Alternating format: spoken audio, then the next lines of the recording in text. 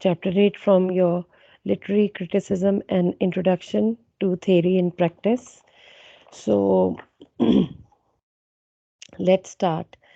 So, Marxism is basically a theory, a literary theory, or um, a, a sort of a system of beliefs which which basically struggles for or ventures for a classless society.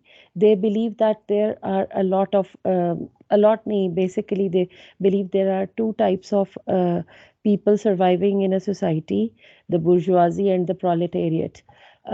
Proletariats and the bourgeoisies are those who are the ruling class, and according to whom or according to whose desires and wishes and interests um, decisions are taken, policies are made, and it is ultimately the bourgeoisie who benefit from whatever decisions are taken. So Marxism is basically, I'm repeating again that it is a system of government and or system of or system of or a culture where the bourgeoisie lead the proletariats, and uh, basically they believe that the ideal is going to be, the end is going to be the aim of rather this struggle is to ultimately end all the classes, so that the bourgeoisie and the proletariats, that distinction ends, and people, every human being gets a right, not according to his class, but according to uh, uh, uh, his being a human being. So let's start. Now, this is the screen. I hope you can all see it. So, इस का जो आप introduction करेंगे, page 316 है जो आपका glossary का, उस पे आए और वहाँ पे से आपने इसका इंट्रोडक्शन लेना है. Chapter का introduction is different from the introduction that the answers require. So in the chapter, or the introduction of the chapter is basically referring to certain historical events like the fall of Berlin Wall, the Iron Curtain, and the ultimate these incidents basically occurred after the downfall of Russia. So the chapter starts with these incidents, telling you that many critics believed, or many theorists believed, that Russia has Marxism has come to an end because of uh, uh, because of the downfall of Russia, or because of the end of Cold War. In the next paragraph on page 165, he says that the writer believes, rather suggests that if Marxism has ended, why are still there more than 7 million websites that discuss Marxism, that introduce Marxism? These websites are still mentioning Marxism. If a system of government has collapsed, how can it be still? How can it still be found on the internet? So then on page 166, he starts with the same question, and this is basically the introduction of your chapter. Here he is giving you the 4 core principles of Marxist thoughts, which are mentioned in your glossary, page 316, where in the first paragraph, An Approach to Literary Analysis, here he is giving you a definition of Marxism. And again, I'm reminding you that you are going to mention in your answers that the definition is from this book, Literary Criticism, An Introduction to Theory and Practice, fifth edition by Charles E. Pressler. Then in the first paragraph, he tells you that basically this approach is based on the teachings of, or the principles that have been offered by Friedrich Engels and Karl Marx, and they are basically considered the father of Marxism. So he says that this is not basically a literary theory, rather, it is a means to interpret a text, a literary text, how text is used to exploit the haves and or rather, how the haves, people having the bourgeoisie, how they use the text as a means of exploiting the proletariat. So this is the first paragraph, and you can use this. This is a good introduction of your answer, and you can use this for your long answers. Then then comes the base of the foundation of the Marxism, and here he's telling you about the book where the Communist Manifesto, which was written and published in 1848. It was published jointly by Engels and Marx, who declare that the haves, the capitalists or the bourgeoisie, have successfully enslaved the have-nots. They have been colonized by the have-nots, and who are the have-nots? The working class or the proletariats, through economic policies and control over the control of the production of goods. In addition, the bourgeoisie have established society's beliefs, values, and arts. So it is not only the economic system which is being controlled by the bourgeoisie, it is the beliefs, the way, the approach you have towards your life, your value system, as well as your art. Now, the proletariat must revolt and strip the bourgeoisie of its economic and political power and place the ownership of all property in the hands of the government, which will fairly distribute the people's wealth. So, they believe that whoever whatever resources are owned by the country, they should be managed by the government and not by the ruling elite. So here in the next paragraph, the same ideas are being elaborated. Then the writer comes to, he tells you about some of the leading Marxist critics of the 20th century, which include George Lucas, Raymond Williams, Walter Benjamin, Frederick Jameson, and Terry Eagleton.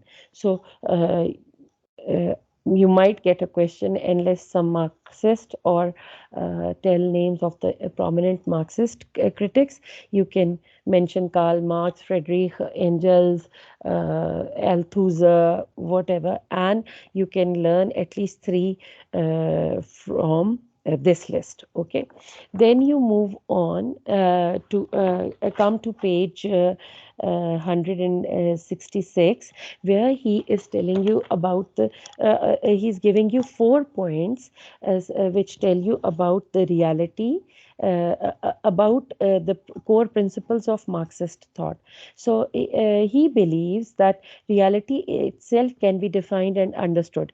Reality is, Marxists believe that reality is not spiritual or mental, it is something that is physical. So they think that reality can be understood through images, through physical things present around you. Then society shapes our consciousness. It is the society which tells you what to think, of how to react, how to act, how to react, how to respond, how to behave. Right hand में आपने spoon पकड़ना है, left hand में फोक पकड़ना है, या left hand में फोक पकड़ना है और राइट हैंड में आपने करना है, ड्रेसिंग कैसी करनी है, बोलना कैसे है, लैंग्वेज कौन सी होनी है. तो ये सब it is the Marxists believe that it is not the religion or your culture which tells you, rather it is the society that tells you how to react in a certain way. Social and economic conditions directly influence how and what we believe and value. जब आप के पेट में रोटी नहीं ना होती तो इंसान फिर ये नहीं सोचता कि जो वो खा रहने वाला वो हराम से कहीं से आ रहा है या हलाल से आ रहा है, या मतलब इस पे गैर अल्लाह का नाम पढ़ा गया है या अल्लाह का नाम पढ़ा गया है. सो ये बड़ी बिटर रियलिटी है कि आपकी जो सोशल और इकोनॉमिक कंडीशंस हैं वो डायरेक्टली आपके बिलीफ सिस्टम और वैल्यू सिस्टम को इन्फ्लुएंस करती हैं. Then the world as we know it can be changed from a place of bigotry, hatred and conflict due to the class struggle into a classless society in which wealth, opportunity and education are accessible for everyone. They believe in equality of ownership. So this is the fourth principle that becomes the foundation of their belief system, or of all the Marxist philosophers. They believe that everyone has a right to the resources and wealth, opportunities and education. These are only a few things which are the which the writer has mentioned, but actually he wants to say, what he actually wants to say is that your wealth, your opportunities and education and other such things should be accessible to everyone. No one has a property, जिसे कहते हैं ना, right of proprietorship. So that is not only the elite who deserve to have control over such things. Now, then the writer moves on the in the second paragraph on page 166. Marxism asserts that it provides answers to many of the complex questions about how life is and ought to be experienced, while simultaneously challenging other ideologies to provide their pragmatic answers for these same concerns. And then here he is in the next paragraph, he's taking you towards the the jargon that is used in Marxism. A worldwide, this is the middle of this paragraph, a worldview that affords a bright promise for the future and a transformation of society will not vanish with the knocking down of a wall or the collapse of the former USSR. Borrowing Mark Twain's phraseology, announcements of Marxism's death have been greatly exaggerated. People who claim that Marxism has died, they are wrong, and they need to study, they need to analyze the historical the background of this theory. Then in your syllabus, the philosophers that have been included are Karl Marx and Friedrich Engels. Then there is Gramsci, Antonio Gramsci, and then there is Luis Althusser. His name is not mentioned in your syllabus breakdown, however, because he is the concepts that you need to know, or the technical jargon that you need to know about literary theory, some of them have been borrowed from Althusser. That is why I have included him as well. So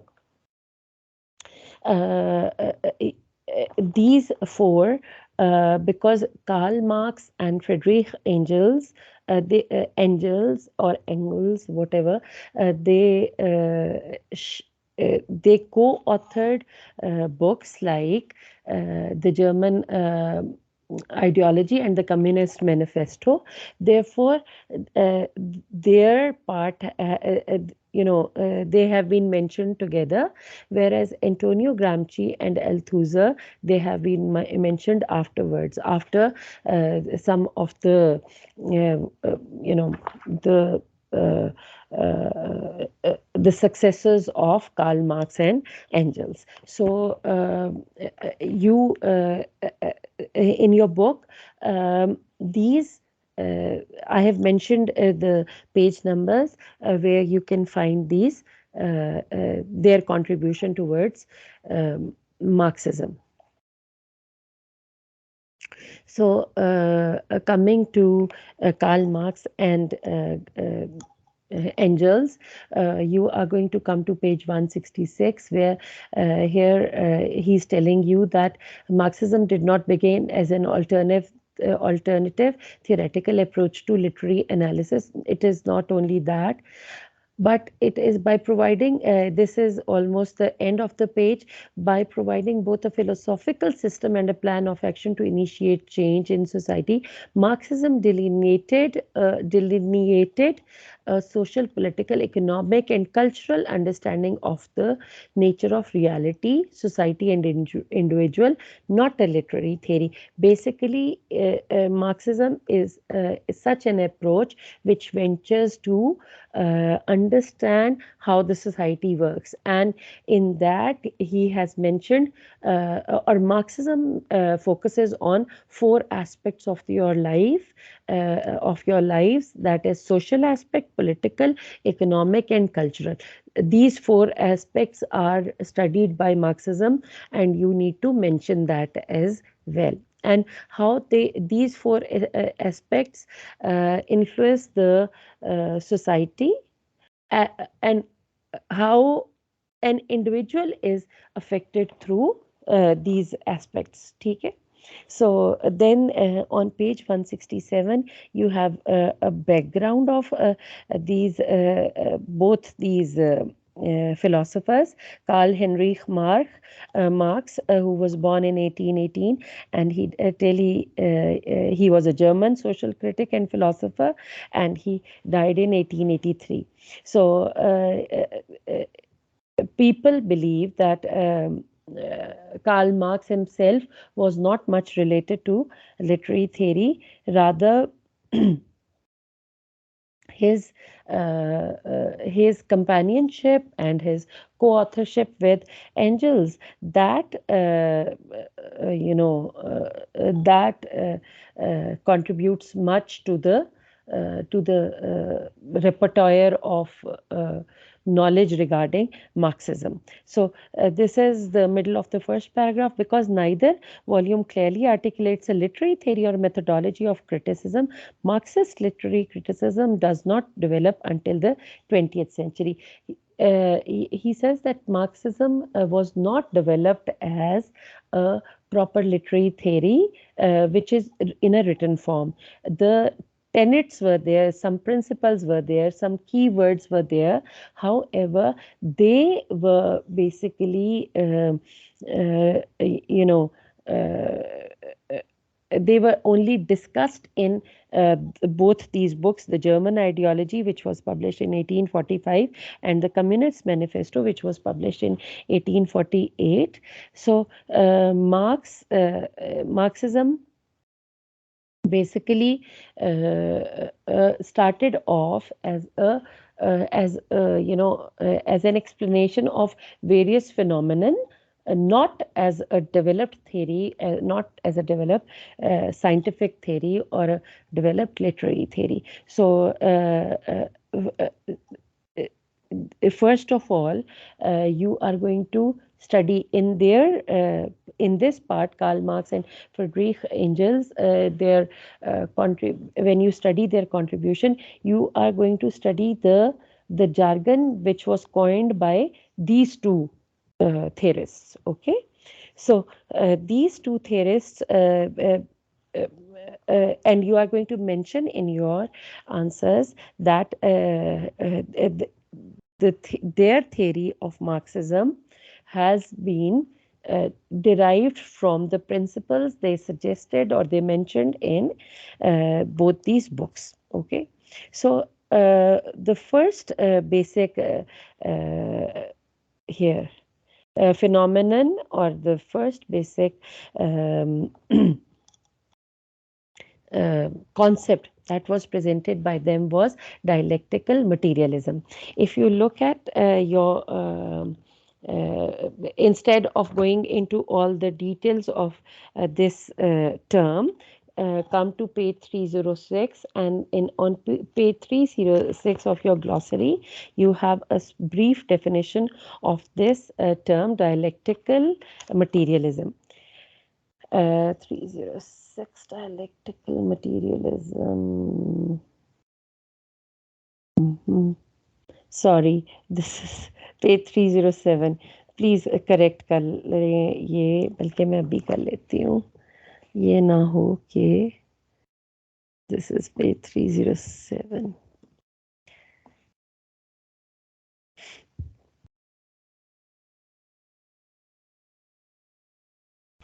So, first term is dialectical materialism. Now, what is dialectical materialism? This is basically based on the concept, the first principle of Marxism, and that is that reality itself can be defined and understood. Okay, how can reality be understood? Here, this is a small definition, and this, according to this dialectical materialism, you can learn it from page 307. However, to understand this, I have just copy pasted some of the some things related to it. So it is basically a theory that states that historical and political events are a result of the conflict of social forces and are interpretable as a series of contradictions and their solutions. So what dialectical materialism is, he says, history, or rather they say, because Karl Marx and Engels worked together, they say that history is determined, history and politics both can be determined in or they can be interpreted by giving a thesis and then an antithesis, an argument and then a counter argument, as has been mentioned here in this paragraph. And it is through this argument and counter argument, it is through this thesis and antithesis, it is through this statement and the counter statement that you reach a synthesis, you reach a theory. That is, you observe certain things, some historical events, some political events, some social events, and what how you interpret them is by uh, giving, let's say, some points in favor of that thing, and then you reject those things, or you counter those things by an opposite argument. So then you can reach the reality, then you can have access to have an understanding of the reality. So, in this, here they have given you the example of Hegel, who is a German philosopher who coined this term, basically dialectic. So, he believes that uh, dialectical materialism is basically a process whereby a thesis is presented, one argument is presented, followed by a counter statement, the antithesis. What develops from the ensuing debate is a new idea called the synthesis. So they believe that if you want to reach reality, you need to understand, or you need to give certain points which are going to be countered, and then through this giving of points and then countering them, you are going to reach a certain conclusion through synthesis. ठीक है. So this is the first point. Then the second point they have presented is the base. Base is basically uh, the foundation of, see, this is the concept of base and superstructure. Both of them have been mentioned here. According to, see, according to both these writers or theorists, we find that it is the base which ultimately leads to the final system. It is the base that gives birth to a certain system.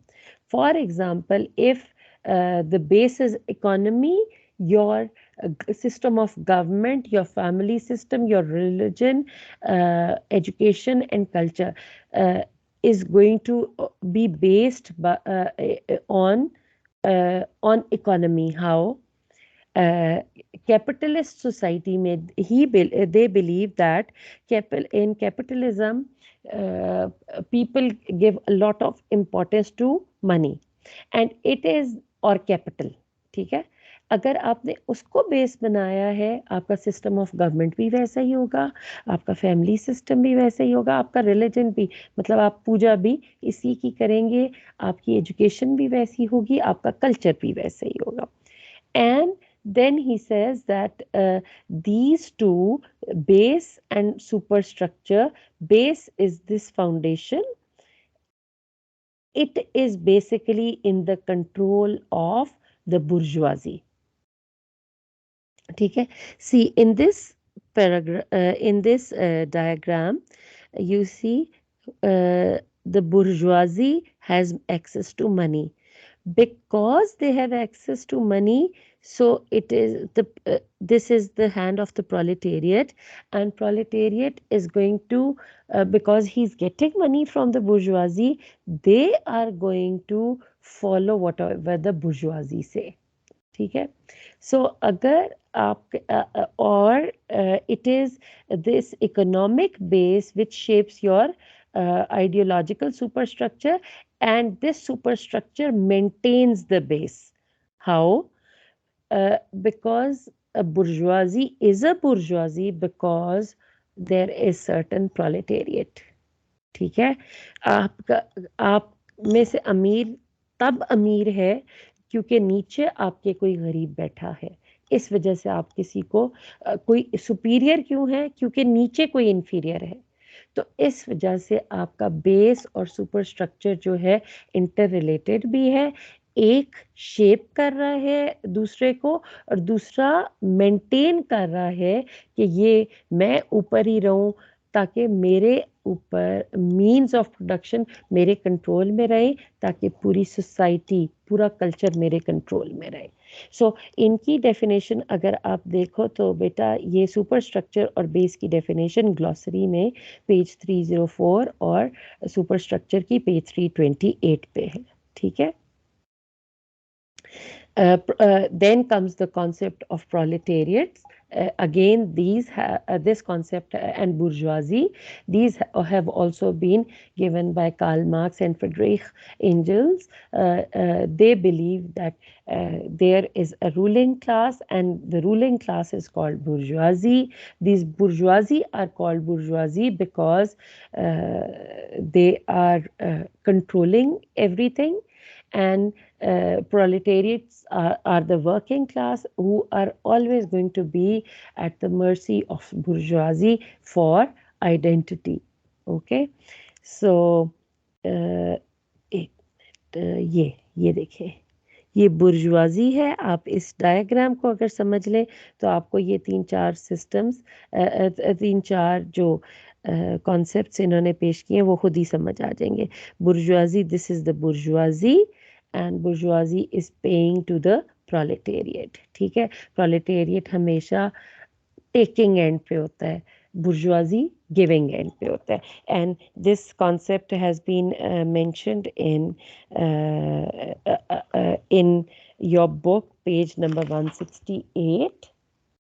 However, there are some important points after the this dialectical materialism, base and superstructure. You are going to mention. Uh, you can give their definitions from the glossary. However, you are also going to mention the last point of this page. It is all societies are progressing towards communism. Both of these theorists believe that ultimately communism is going to be the leading system of government. Why? Because it is ultimately some some systems are going to change, and they believe that as a society progresses in its economic mode of production from a feudal system to a more market based economy. अब feudal system क्या है? Feudal system वो है जो landlords का system है। वो इसलिए लैंडलॉर्ड्स हैं क्योंकि उनकी कई जनरेशन्स पहले वो लैंडलॉर्ड्स थे। ठीक है, उनसे उन्होंने इनहेरिट किया है, because they have inherited wealth. उनको तो मिल गई, वो रहे बुर्जुआजी। हाउ एवर जब उनको वेल्थ मिली, उनकी वजह से पैसा डिस्ट्रीब्यूट होना शुरू हुआ। जब पैसा डिस्ट्रीब्यूट होना शुरू हुआ तो जो पहले चीज़ कन्फाइंड थी सिर्फ बुर्जुआजी के पास, चाहे थोड़ी सही, वो प्रोलेटेरिएट्स के पास भी आई। ठीक है, यानी पैसा प्रोलेटेरिएट्स के पास भी आया, जिसकी वजह से अब जो इसकी ये बात है मार्केट बेस्ड इकोनॉमी बन गई। मार्केट बेस्ड इकोनॉमी क्या है? मार्केट बेस्ड इकोनॉमी ये है कि आपके जब पैसा आ गया, it means that the proletariats get a right to purchase whatever they want to. ठीक है, and ultimately their relationships, the relationship between, because of this new system, the relationship between the bourgeoisie and proletariat is going to change, and rather they believe that it is going to become more complex, more difficult, and that uh, ultimately it would end in the ending of all classes. Then on page 168, he mentions another important thing. This is the seventh line of this page. According to Marx and Engels, four historical periods developed as a result of these forces. What are those historical periods? Feudalism, capitalism. Feudalism is those people who have inherited wealth from their uh, previous generations. Then capitalism is whoever has money, he has control. Then socialism is basically the right that everyone has over money. So socialism believes that every person has the right to money, to get money, and he can use it in whatever way he likes. And communism, Marx believes that ultimate the the ultimate goal of every society is communism, and when this goal is achieved, uh, you are going to be the world is going to be the workers paradise. This phenomenon is on page 331 of glossary. You can check it from there, the workers paradise.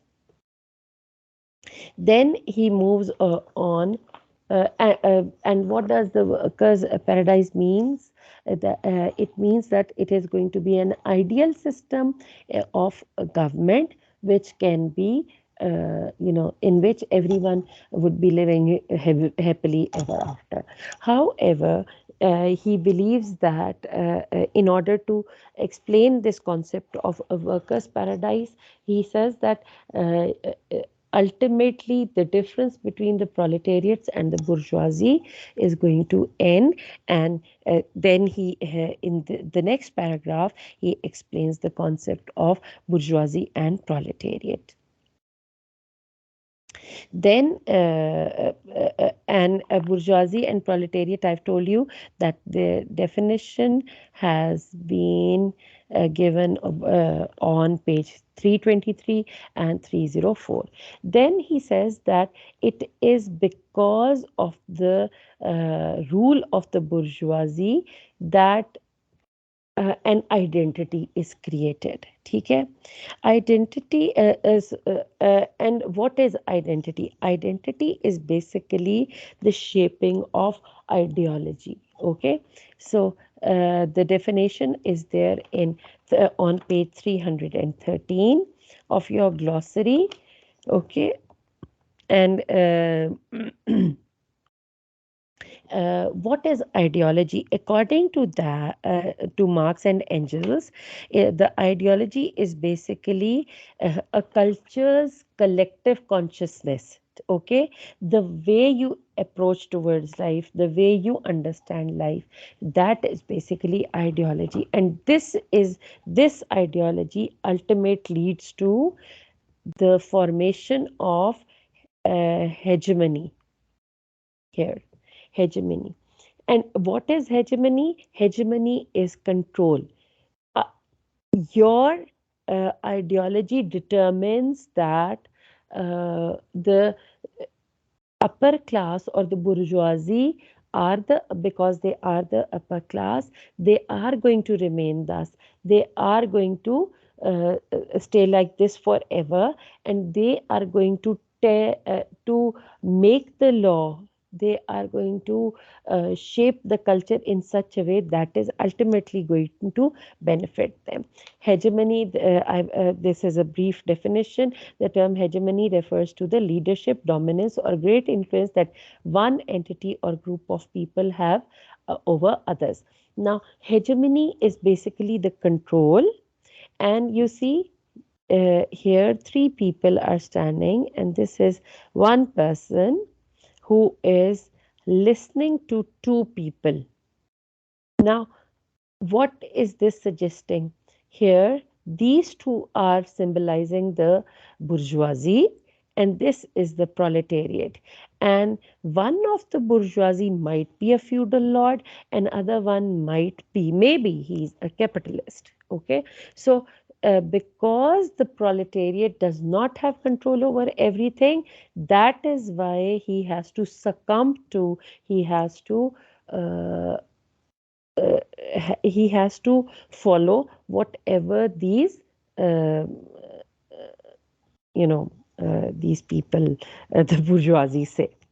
So hegemony is basically a concept which is borrowed from Karl Marx and Engels. However, this term was coined by Antonio Gramsci. We are going to discuss him later.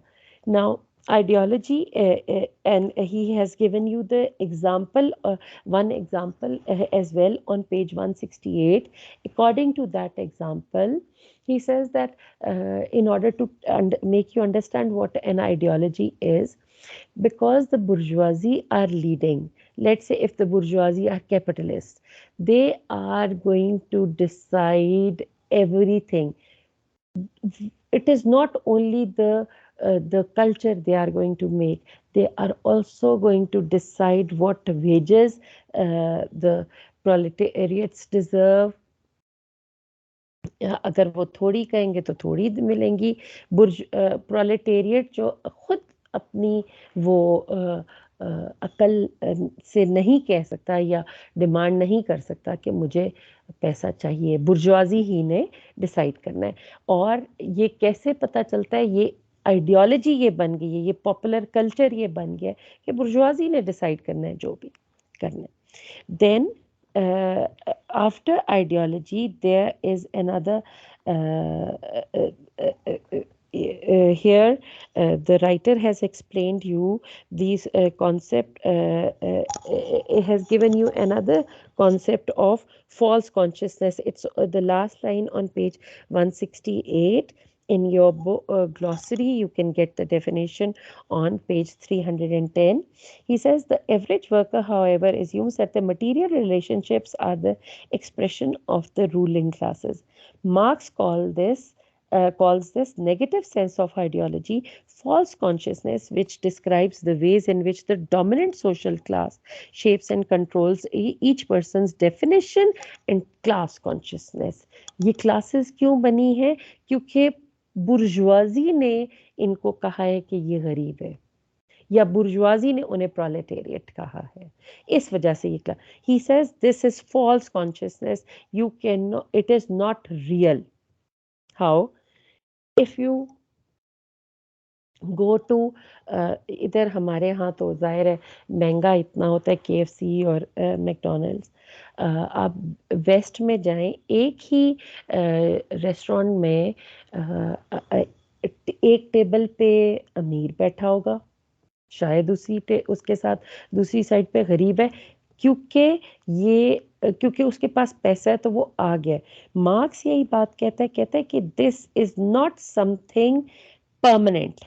ठीक है, ये false consciousness, ये false distinctions हैं जो bourgeoisie ने बनाई हुई है अपनी बेनिफिट के लिए. ठीक है, अगर इनमें रियलिटी होती तो पैसा फिर बुर्जुआजी के पास ही रहता. आप ये पेज 310 पे फॉल्स कॉन्शियसनेस पे आए.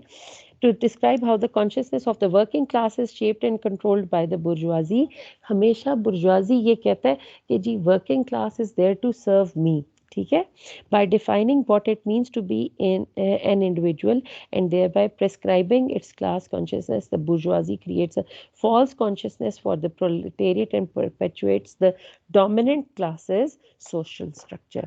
साथ ही वो ये भी कहता है कि because we are the rulers, we are dominant, so you need to follow us. ठीक है.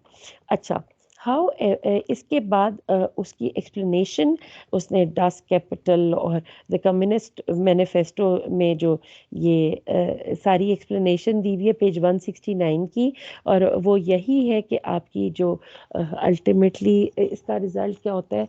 रिज़ल्ट ये होता है ऐसी सोसाइटी का जहाँ पे डिफ्रेंसिएशन होती है क्लासेस की, तो उसका रिज़ल्ट ये होता है कि एलियनेशन बढ़ जाती है. एलियनेशन होता है फीलिंग ऑफ लोनलीनेस. उसके अलावा आपके अंदर फ्रेगमेंटेशन हो जाती है. आप अपनी, ज़ाहिर है कोई ना कोई तो होना चाहिए ना जो आपकी, जिसके आप सुपीरियर कहलाएं, तो फ्रेगमेंटेशन हो जाती है. और अल्टीमेटली ये जो आपके सोसाइटी है उसकी में अनइवन डिस्ट्रीब्यूशन ऑफ गुड्स हो जाती है. अच्छा, हाउ एवर जो पेज 169 का लास्ट पैराग्राफ है, that is very important. Why it is important? Because it is telling you about the impact of Marxism on literature and interpretation. They believe that Karl Marx and Engels, they believe that your literature basically does not it does not divide you into classes. It is basically, you cannot segregate, they believe that you cannot segregate the writer from the text, like all those text oriented approaches. Okay, like structuralism, like new criticism, Russian formalism. They who believed that text is should be segregated from the writer. However, they believe that, Marxists believe that you need to understand not only the writer but his historical background as well, his social milieu in which he was born, and the way he impacted, how how his conditions impacted what he created, number one. Then also they believe that you need to study that what type of characters are being created by these these authors, and how they uh, how text should reach the audience. Now, this is a very important point, because if the text is published, obviously a person from proletariats, unless he has some extra money, he is not going to invest into writing. ठीक है, obviously कौन करेगा invest? bourgeoisie. And then it ultimately it is going to be the bourgeoisie whose point of view is going to be uh, uh, portrayed portrayed in a certain text. Okay, so he says that rather both of them, they say that the your whenever you are studying literature or teaching literature or producing literature, you need to understand uh, what is the social system in which it is being produced. ठीक है, तो अगर तो वो bourgeoisie का representative है writer, automatically वो bourgeoisie ही का पॉइंट ऑफ व्यू पेश करेगा। जैसे कि ये आप एग्जांपल ले सकते हैं अपने जिनका अपने शायरों का, ठीक है, आपके जिनके पेट भरे हुए थे वो ही लिखते थे। ठीक है, गुर्बत भी गुजरी, सारा कुछ उनके ऊपर हुआ, लेकिन पहले जब वो लिखते थे तो ऑटोमेटिकली या जब वो बादशाह थे तब बहादुर शाह जफ़र की एग्जांपल ले लें, उनकी शाहाना स्टाइल होती थी, लेकिन जब उनको रंगून में एग्ज़ाइल में डाला गया तो उनका स्टाइल ऑफ राइटिंग प्रोलेटेरिएट वाला हो गया। जब उनको और जैसे प्रोलेटेरिएट से सब कुछ छिन चुका हो, उनसे बादशाही छीन ली गई थी बहादुर शाह जफ़र से, तो फिर उन्होंने उसके मुतालिक लिखा। ठीक है, तो आपका मार्क्सिस्ट ये कहते हैं कि आपका जो सोसाइटी और कल्चर है वो रिफ्लेक्ट करता है लिटरेचर, तो उसको आपने ज़रूर स्टडी करना है in order to study or in order to understand literature. Now come to page 172. It is the next heading is Antonio Gramsci. Okay, Gramsci. This is page 3, and who is um, basically an Italian philosopher, not a German. He is an Italian philosopher who who declares that a complex relationship exists between the base and the superstructure.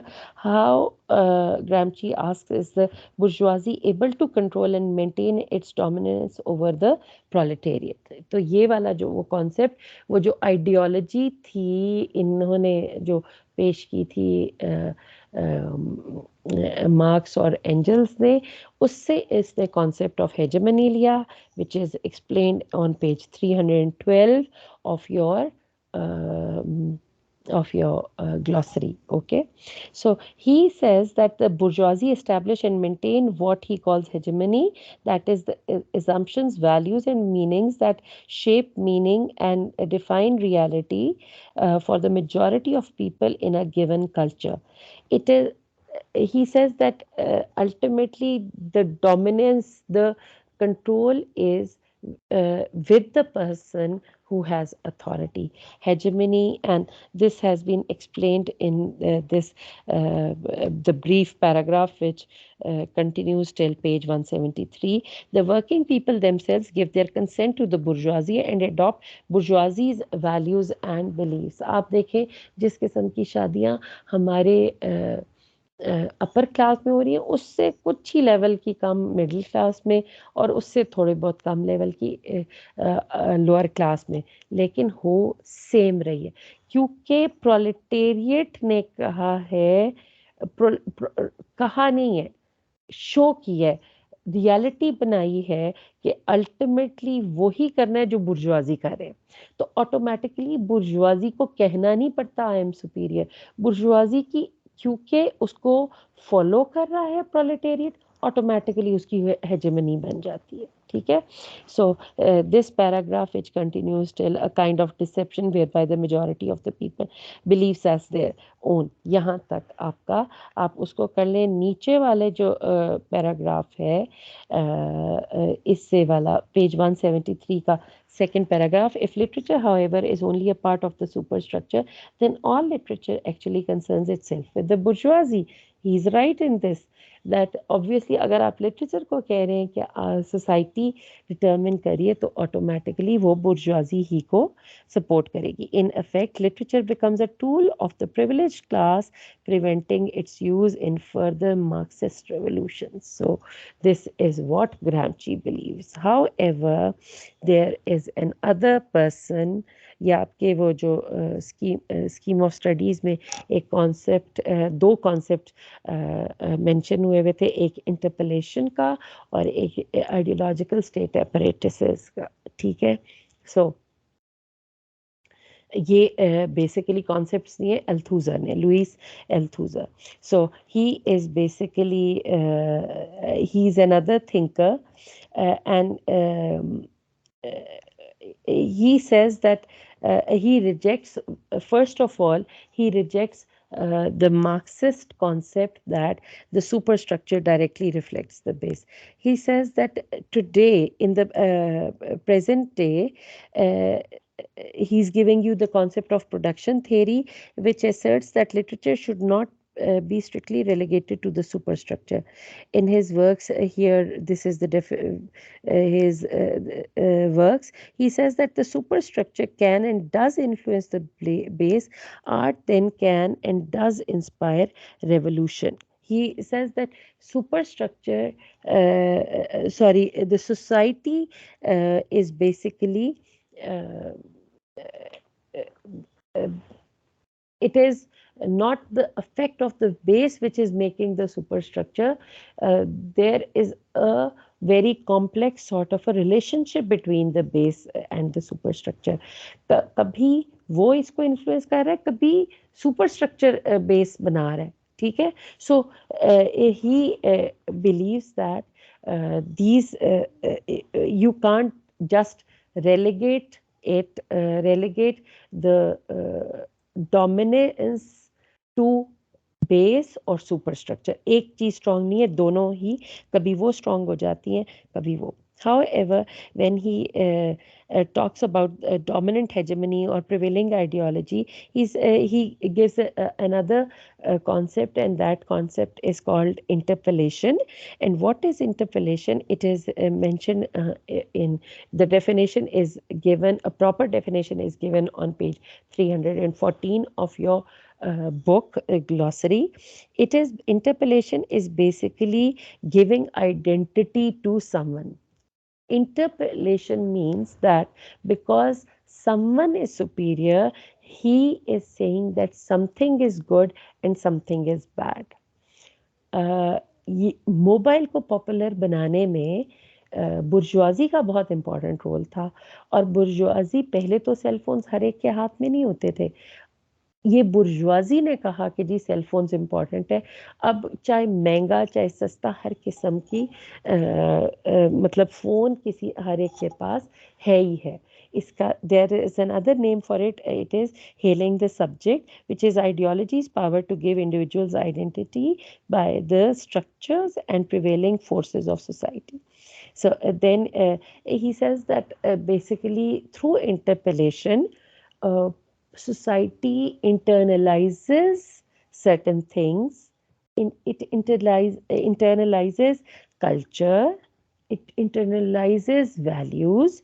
या आप society, ये bourgeoisie ही ये इंटरपेलेशन के process के through bourgeoisie की values को follow किया जाता है, सो दैट उसकी आइडेंटिटी को मेंटेन किया जा सके। Then there is another concept, वो नीचे चल के दिया हुआ है। वो बेसिकली ये दो कॉन्सेप्ट है, एक आइडियोलॉजिकल स्टेट एपरेटसेस, एक है होता है repressive state एपरेटसेस।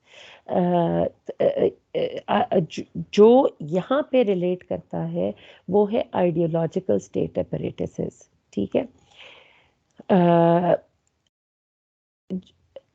Althusser believes that there are basically two ways to control a society. Number one is repressive state apparatus. And what is it? Using violence to control a group. ठीक है, उसमें police का इस्तेमाल, उसमें फौज का इस्तेमाल, उसमें मिलिट्री का इस्तेमाल, किसी भी किस्म का इस्तेमाल हो सकता है। However, ideological state apparatuses होते हैं जो वायलेंस को इन्वॉल्व नहीं करते। फॉर एग्ज़ाम्पल आपका न्यूज़पेपर, मीडिया, आपका टीवी, आपका फ़ोन, कोई भी ऐसी चीज़, ठीक है। सो इसके ज़रिए आइडियोलॉजिकल स्टेट एपरेटसेस जो आप यूज़ करते हैं, they are basically they are used to maintain hegemony, ठीक है। एक इंटरपेलेशन होगी, इंटरपेलेशन ये होगी कि आइडेंटिटी ही एक सुपीरियर क्लास ने बनानी है, और किस तरीके से बनानी है? बाय यूजिंग आइडियोलॉजिकल स्टेट एपरेटसेस, यानी कि किसी भी मीडिया से, अच्छा रेड कलर कॉमन था दुल्हनों में, तो वो भी अपर क्लास क्योंकि पहनती थी तो सब पहनते थे। अब वाइट कलर निकाम है तो सब पहनते हैं, ठीक है, चाहे सस्ता चाहे महंगा वॉट एवर, ये अब नहीं, लेकिन बुर्जुआजी के कल्चर की वजह से ये चीज़ स्ट्रांग हो गई, ठीक है। अच्छा, इसी की एक्सप्लेनेशन इसी ये पेज 173 के लास्ट पैराग्राफ पे है, जो कंटिन्यू कर रहा है 174 के फर्स्ट पैराग्राफ तक, यानी के स्टार्ट तक, ठीक है।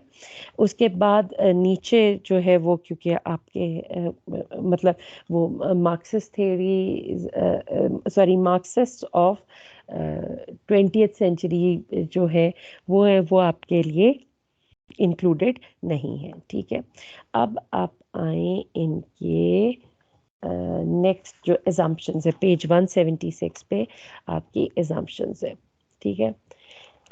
फर्स्ट एजम्पशन, अच्छा, इन केस मार्क्सिज्म का कोई भी क्वेश्चन आ पाएगा, पहले आपने जो डेफिनेशन दी हुई थी, यानी कि जो आपको ग्लॉसरी से मार्क्सिज्म की डेफिनेशन मिल रही थी, मुझे भूल गया, पेज नंबर 316 था जी, 316 पे आपने वही पूरा लिखना है। उसके बाद फिर जिस भी अगर थेरिस्ट का क्वेश्चन है तो उसको लिखते हैं, एजम्पशंस का क्वेश्चन है तो ये लिखते हैं, मेथोडोलॉजी का क्वेश्चन है तो उसको लिख देंगे, ठीक है। अच्छा जी, एजम्पशंस सबसे पहले अगेन इन्होंने उसी से स्टार्ट किया है। It is cultural theory that embodies a set of social, economic and political ideas that its followers believe will enable them to interpret and, more important, change their world. Their focus is to change the world. So the first concept they give is that ultimate reality is material, not spiritual. आपका religion आपकी reality नहीं determine करता, आपकी value system आपकी reality नहीं determine करता, rather your actions, जो आपकी जो नज़र आ रही है चीज़, वो आपकी रियलिटी बनाते हैं। और क्योंकि रियलिटी ये है दैट द बुर्जुआजी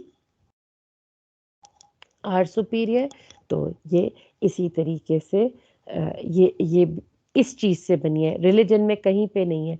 वैल्यूज़ उसके भी सेम हो सकते हैं, लेकिन जो इमेजेस आपने दिए हैं उन्होंने बताया कि बुर्जुआजी सुपीरियर है, ठीक है। Then the second concept is, girls, I'm going to share pictures of these underlined parts so that you can manage it properly. However इधर जो है मैं आपको हर पैराग्राफ का मेन आइडिया एजम्पशंस का दे रही हूँ. ठीक है. अच्छा, second marks assumption of Marxism is that nothing exists in isolation, which means that our social life is connected with your uh, an individual life is related to the social life. Okay, कोई भी इंसान अकेला नहीं रह सकता. That is why इन्होंने इसको नाम दिया फाहिल निसा. ये जो वर्हाल्टनीजी ये लिखा हुआ है फाहिल निसा, ये मैंने उर्दू में वो लिखा हुआ है. ठीक है. सो ये इनकी एजम्पशन है, कोई भी अकेले नहीं रह सकता. देन बुर्जुआजी को प्रोलेटेरिएट की ज़रूरत है, प्रोलेटेरिएट को बुर्जुआजी की ज़रूरत है, बेस को सुपर स्ट्रक्चर की ज़रूरत है, सुपर स्ट्रक्चर को बेस की ज़रूरत है. देन फर्मिटलांग क्या है, that there are some social forces which are affecting your life. These social forces can be your economics, your social class, social conflict, morality, values, whatever. Okay. Then the third assumption of Marxism is that the structure of society is built on a series of ongoing conflicts between social classes, which are going to continue forever. You can't say that this this क्या कहना चाहिए, ये जो आपका conflict है ये ख़त्म हो जाएगा. ये ऑन गोइंग कॉन्फ्लिक्ट है, ये सोशल क्लासेस का कॉन्फ्लिक्ट चलता ही रहेगा. Why? Because proletariats are going to strive for control over resources जो बुर्जुआजी के पास है, और बुर्जुआजी कोशिश करेगा कि उसकी हेजेमनी मेंटेन रहे.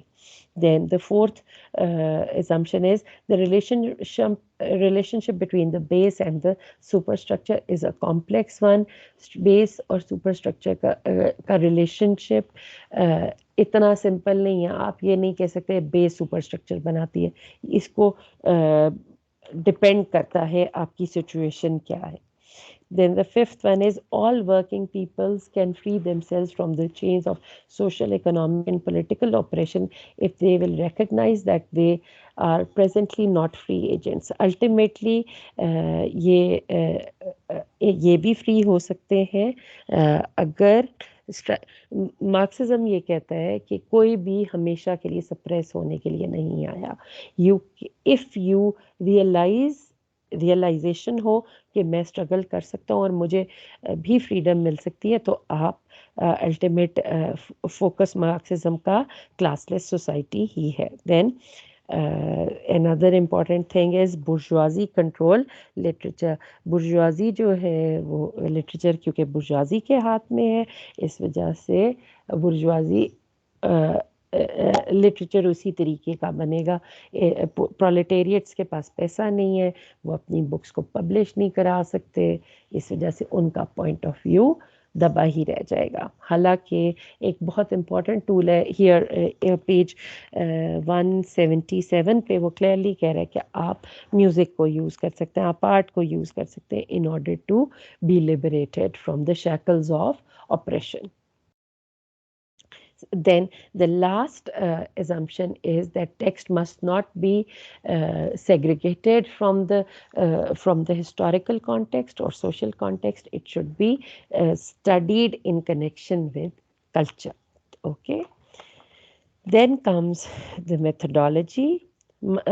Methodology is basically it's on page 178, and the methodology is how they reach a meaning. ठीक है, how they interpret a text. So Marxist कैसे एक थेरी को मार्क्सिज्म कैसे Marxist lens say how you derive meaning is it's there on page 178, the first paragraph of this heading. They venture to study conventional literary themes, जैसे हम themes पढ़ते हैं, matters of style, plot characterization, figures और speech and other literary devices, ये तो study करेंगे ही करेंगे। However they are going to link it to the author's world, उसकी दुनिया कैसी थी and his world view was his. जैसे हम मार्क ट्वेन का वो जो द डैम्ड ह्यूमन रेस पढ़ते हैं, तो हम सबसे पहले क्या पढ़ते हैं कि जी वो मीज़नथ्रॉप था, उसको दुनिया इतनी कोई ख़ास पसंद नहीं थी, ठीक है। अच्छा, फिर historical context, they are all you know mentioned in your this part of methodology on page 178. They also, the writer also says that Marxists need to study the historical context of the text as well, not only of the writer but the text also. Then author's social class is a very important thing. If he is he belongs to the lower class, if he does not have access to resources, obviously that his work is going to depict that. And if his society believes in oppression, his work is also going to depict that. Okay, so then at the end of this part on page 179, he is suggesting two things. First of all, such investigation exposes class conflict, it helps you to study fragmentation as well as a class, which is the result of class conflict. Secondly, he says that by studying oppression, the Marxist critic basically ventures to lead to action, social change, revolution, and ultimate rise of socialism. So Marxism basically studies this, you know, these aspects, ठीक है।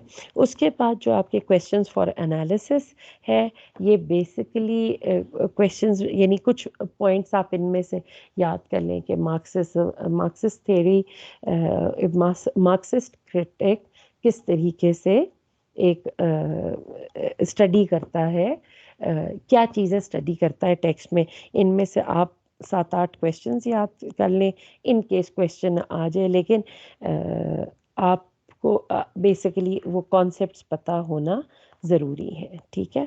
अच्छा, now another important thing is girls that आपके जो text वाला part है उसमें Marxism कहीं पे भी अप्लाई नहीं हुआ, ठीक है, किसी थेरी किसी टेक्स्ट के रेफरेंस से नहीं। हाउ एवर आपने ये दोनों टेक्स्ट पढ़े हुए, लॉर्ड ऑफ द फ्लाइज भी पढ़ा हुआ, ये देखें, ये वाला जो लिंक आप क्लिक करोगे, ये मैं आपके साथ शेयर भी कर देती हूँ अभी पीपीटी। ये Marxism Lord of the flies में से है, आप उसको पढ़ लें, याद बेशक ना करें लेकिन उसकी एग्जांपल्स पढ़ लें। और ये जो आपका द नेकलेस में मार्क्सिस्ट थ्योरी की आपने द नेकलेस पढ़ी हुई है 2-3 दफ़ा, तो ये उसका है। आप इनमें से ये वाला एक पीपीटी है और ये वाली एक ऐसे है, तो आप इसमें से पढ़ लें ताकि अगर क्वेश्चन आ जाए, और आप देख लें इंटरेस्टिंगली एक क्वेश्चन आया हुआ है जो प्रीवियस पेपर था उसमें मार्क्सिज्म पे क्वेश्चन आया हुआ है, apply it on any text, तो इस वजह से आपको ये पता ज़रूर होना चाहिए, ठीक है। Okay girls, then see you next time इंशाल्लाह। अल्लाह हाफिज़।